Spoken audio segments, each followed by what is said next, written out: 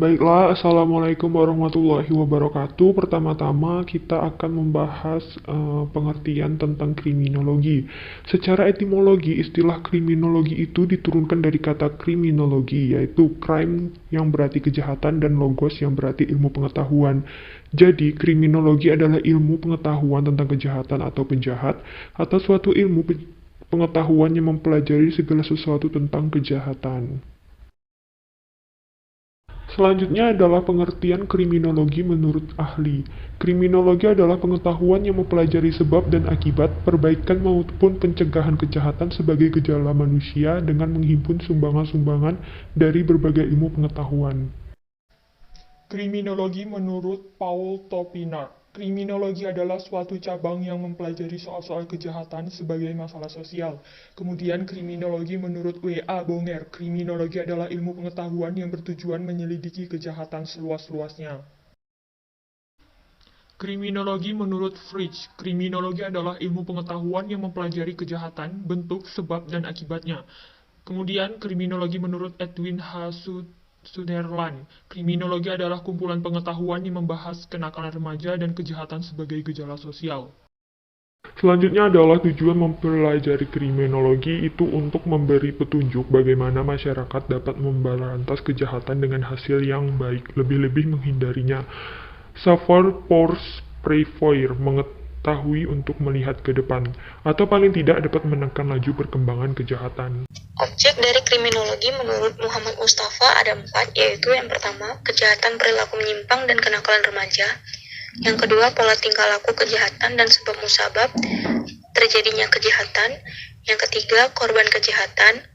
4, reaksi masyarakat terhadap kejahatan.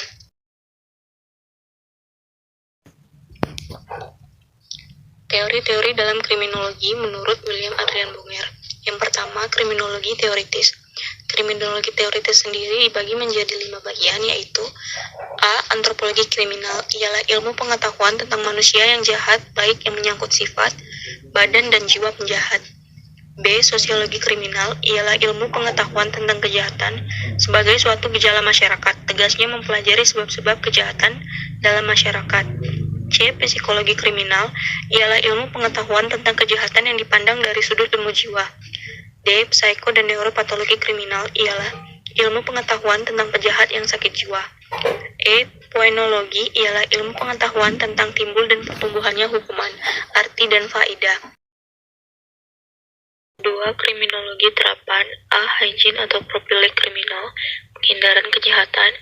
B. Politik kriminal, tindakan terhadap pelaku kejahatan. C. Kriminalistik, ilmu pengetahuan terapan atau secara praktis yang menyelidiki teknik dan pengusutan kejahatan. Contoh kasus, seorang dosen Fakultas Keguruan Ilmu Pendidikan Universitas Muhammadiyah Sumatera Utara, Nurain Lubis, harus meregang nyawa usai ditikam oleh mahasiswanya sendiri. Pelaku penikam tersebut bernama Roy Mardus Sasiregar. Aksi sadis ini diketahui setelah dosen tersebut mengambil air wudhu untuk melaksanakan sholat zuhur. Roy Mardus Sasiregar, mahasiswa semester 6 FKIP UNSUL, yang diduga menikam dosennya Nuraini, terjebak di kamar mandi Fakultas Ekonomi. Usai menggorok korbannya, pelaku berusaha kabur dengan barang bukti senjata tajam. Baiklah, selanjutnya saya akan menjelaskan tentang faktor penyebab terjadinya pembunuhan yang dilakukan oleh mahasiswa terhadap dosen dalam perspektif kriminologi. Umumnya dapat diketahui melalui media massa mengungkap beberapa kasus pembunuhan yang terjadi di mana faktor penyebabnya adalah kecemburuan sosial, dendam, dan faktor psikologi seseorang. Maka tidak menutup kemungkinan pembunuhan yang dilakukan oleh mahasiswa terhadap dosen faktornya karena hal tersebut. Kemudian faktor pendidikan juga mempengaruhi seseorang melakukan kejahatan seperti pembunuhan. Kurangnya pendidikan yang dimiliki pelaku membuat pelaku menjadi tidak berpikir terlebih dahulu akan akibat dari tindakannya kemudian hari. Akan tetapi, jika pembunuhan yang dilakukan oleh mahasiswa terhadap dosen dalam hal ini sangat diragukan apabila faktor terjadinya pembunuhan tersebut adalah karena kurangnya pendidikan. Karena seperti yang kita ketahui, mahasiswa adalah orang yang menempuh pendidikan tinggi di sebuah perguruan tinggi. Berikut adalah beberapa faktor-faktor yang mempengaruhi. Yang pertama adalah faktor yang bersumber dari diri sendiri. Misalnya kekurangan didikan dari orang tua atau keluarga, dan kurangnya pendidikan formal, juga kurangnya kekuatan religi yang melekat pada diri sendiri, sehingga hal tersebut juga dapat mengakibatkan seseorang melakukan sebuah kejahatan. Faktor yang kedua adalah faktor ekonomi, misalnya beban ekonomi yang semakin menghimpit, terus banyaknya tuntutan hidup sehingga sebagian orang tidak lagi mampu untuk berpikir jernih. Faktor yang ketiga yaitu adalah faktor lingkungan. Misalnya dalam pergaulan hidup dalam masyarakat, dia berada dalam keadaan yang kurang baik sehingga gampang untuk terpengaruh dan bisa terjadi suatu kejahatan tindak pidana. Kemudian faktor yang keempat adalah mengendornya ikatan keluarga, karena ikatan keluarga yang kurang harmonis sehingga seseorang kurang perhatian dan membuat dia melakukan tindak pidana.